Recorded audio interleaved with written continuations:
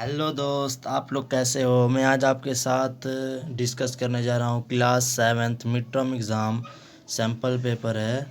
2-2.5 घंटे मिलेंगे आपको। 60 मार्क्स के हैं। ये आप सामान्य निर्देश पढ़ लेंगे। ये जनरल इंस्ट्रक्शन है, आप पढ़ लेना इसे। जनरल इंस्ट्रक्शन सेक्शन ए में देखते हैं।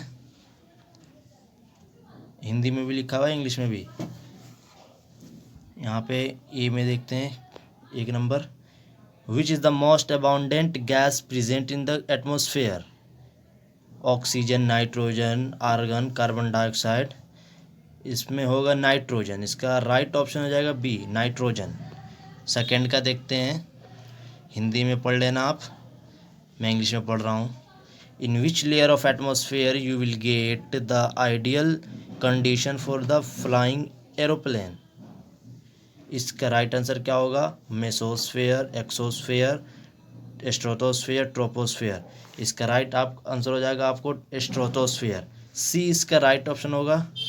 ट्रोपोस्फेयर अर्थ से जो सबसे नियरेस्ट होता है लेयर, उसको ट्रोपोस्फेयर करते हैं। उसके बाद स्ट्रेटोस्फेयर, उसके बाद मेसोस्फेयर, तब उसके बाद एक्सोस्फेयर। सबसे ऊपर होता है एक्सोस्फेयर। 3 का देखते हैं, हिंदी में आप पढ़ लेना, मैं इंग्लिश में पढ़ रहा हूँ। When is the world environmental day celebrated? कब मनाया जाता है वर्ल्ड इन्वायरमेंटल डे? 5 जुलाई, 5 दिसंबर, 5 जून, 5 मई। इसका राइट ऑप्शन हो जाएगा आपको सी, 5 जून को वर्ल्ड इन्वायरमेंटल डे मनाया जाता है।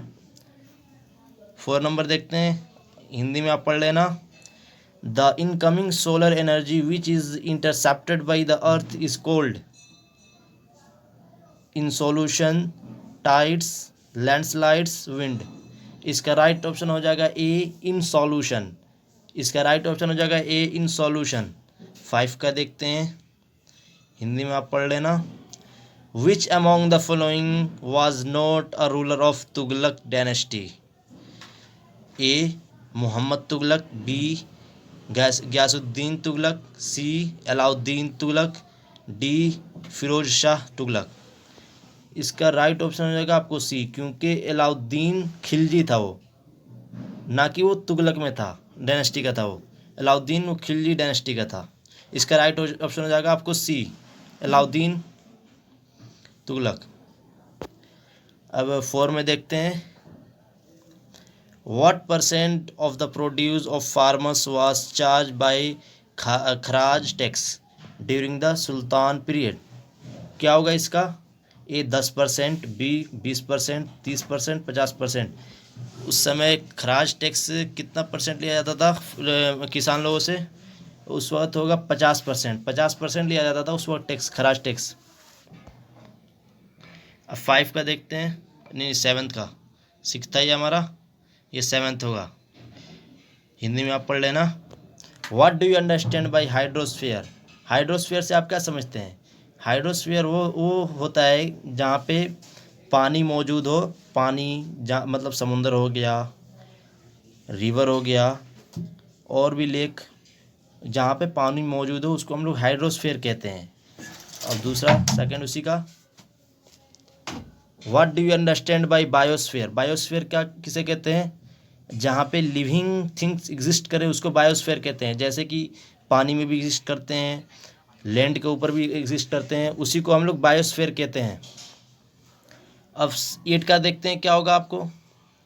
Right the name of author of आईने अकबर। इसका राइट क्या होगा? अब्दुल फजल। इसका राइट आंसर हो जाएगा अब्दुल फजल। नेम द ऑथर ऑफ आईने अकबर का राइटर कौन था? अब्दुल फजल।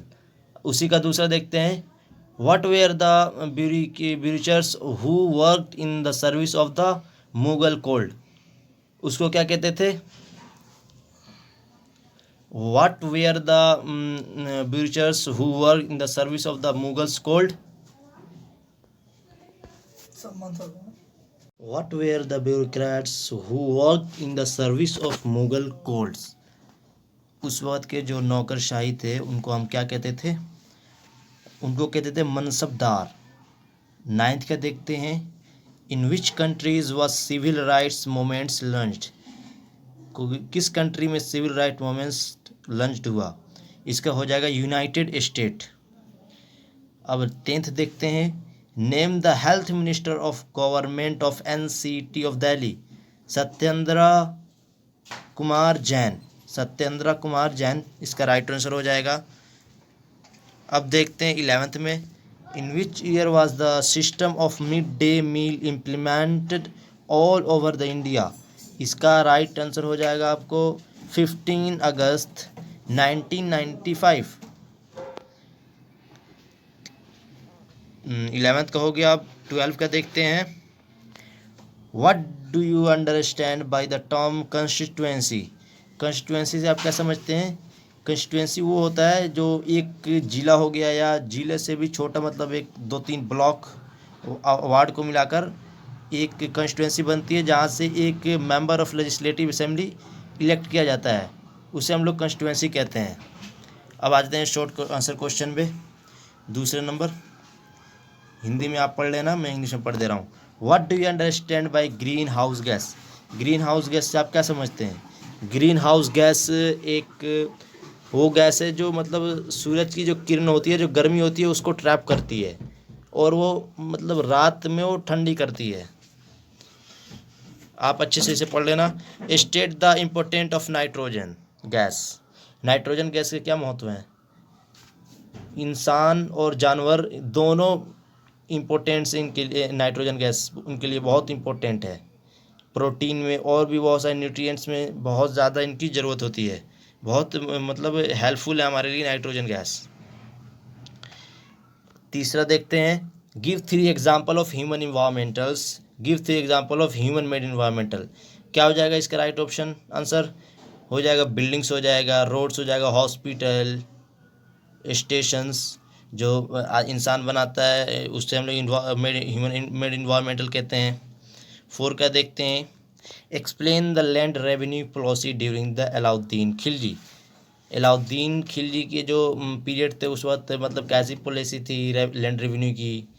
उस वक्त कह सकते थे जो हिंदू लोग थे, हिंदू से कम मतलब ज़्यादा टैक्स लिया जाता था, जैसे घर और सब टैक्स भी ज़्यादा लिया जाता था कंपेयर मुस्लिम। और जो उस वक्त के किसान थे उन पे ज़्यादा लैंड रेवेन्यू था, टैक्स था। 50% जो एग्रीकल्चर थे उन पे था। अब 5 का देखते हैं, what do you understand by the ecosystem. Ecosystem से आप क्या समझते हैं? इकोसिस्टम वो होता है जहाँ पे एक कनेक्टिविटी बनी रहती है लाइफ सर्कल की, एक दूसरे पर जो डिपेंड होते हैं उन्हीं को इकोसिस्टम कहते हैं। आप अपने से लिख देना, यहाँ पे आपके बुक में दिया हुआ है। आप देखते हैं लार्ज अच्छे क्वेश्चन, सेक्शन सी पे देखते हैं 6 number, sultans had to maintain a large army, give a reason. आपको रीज़न देनी है, सुल्तान क्यों मतलब लार्ज आर्मी रखती थी। वैसे वो अलाउद्दीन खिलजी बहुत बड़ी लार्जेस्ट आर्मी थी, स्टैंडिंग आर्मी थी उसके पास। वो आर्मी रिफॉर्म्स सुधारने के लिए, मतलब वो आपकी बुक में दिया हुआ है, आप लिख देंगे। Right a brief note of sultan era Delhi. आपको एक छोटी सी सुल्तान एरा दिल्ली की नोट्स लिखनी है, आप लिख देंगे। 7th का देखते हैं, हु वाज रोज़ा पार्क। रोज़ा पार्क कौन थी? रोज़ा पार्क्स ए लेडी थी जो अफ्रीकन अमेरिकन थी, जिन्हें बस में बैठने के लिए सीट नहीं मिला। वो मतलब सीट मिल गया, वो उन्होंने जो गोरे थे वहाँ के अमेरिकन, वो उन्हें हटा रहे थे, वो हट नहीं रही थी। इसी के लिए उन्होंने एक क्या किया, मूवमेंट चालू किया और लोगों को एकत्रित किया, और अमेरिका यूनाइटेड स्टेट के अगेंस्ट उनको खड़ा किया, तभी उनको राइट मिली। आप अच्छे से पढ़ के यहाँ पे इसका आंसर दे देंगे। सेक्शन डी में देखते हैं, ये पैसेज पढ़ने और इसके आंसर देने हैं। इसके पैसेज पढ़ने, आंसर देने हैं। पहले हम क्या कहते हैं, क्वेश्चन पढ़ लेते हैं, तब उसका क्वेश्चन पढ़कर तब उसका पैसेज पढ़ेंगे, तब और इजी हो जाएगा। To which dynasty did the Mughals belong to? One on the father sides. क्या हो जाएगा इसका? A Genghis Khan, B Timur, B Ibrahim Lodi, 4 Balban. दूसरा देखते हैं 8.2 का, when did Timur die? 1404, 1505, 1602, 1302 AD. When did Tamur captures Delhi? 1304, 1398, 1400, 1415. अब पैसेज पढ़ते हैं. The Mughals were descendants of two great lineages of rulers. From their mother's side, they were descendants of Genghis Khan, died 2027. The Mongol ruler who ruled over parts of China and Central Asia. From their father's sides, they were successors of Tamur, died 1404. The ruler of Iraq, Iran, and modern-day Turkey. However, the Mughals did not like be called Mughal or Mongol. This was because the Genghis Khan's memory was associated with the massacres of innumerable peoples. It was also linked with Uzbeks, their Mongol competitors.